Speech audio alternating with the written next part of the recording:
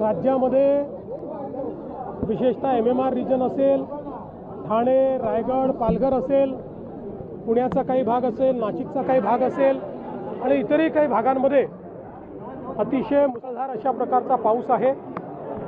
कालपासनं आपण वेगवेगळे अलर्ट दिलेले आहेत। विशेषतः या भागामध्ये 6 तारखेपर्यंत सातत्याने अतिशय मुसळधार पाऊस असेल, वादळं देखील येतील, ॲव्हरेजच्या पेक्षा कितीतरी जास्त पाऊस होईल अशा प्रकारची जी काही अलर्ट्स आहेत ही अलर्ट्स आपण देतो। त्या भागातल्या नागरिकांना देखील आपण सातत्याने दर 3 तासांनी SMS देखील पाठवतो। वेगवेगळ्या प्रकारचे अलर्ट्स देखील आपण देतो आहोत।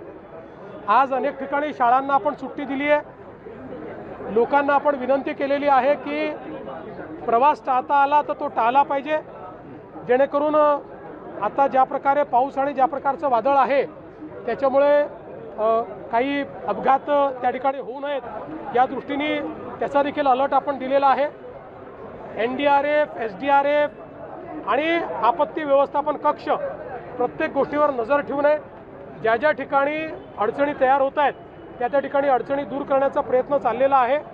फक्त माझी विनंती आहे, यावेळी आपण नीट अलर्ट सगळ्यांना देतो, लोकांनी ते अलर्ट्स फॉलो करावीत आणि शक्यतोवर त्या अलर्ट्सप्रमाणेच आपण त्या ठिकाणी बाहेर पडावं अशा प्रकारची माझी विनंती आहे।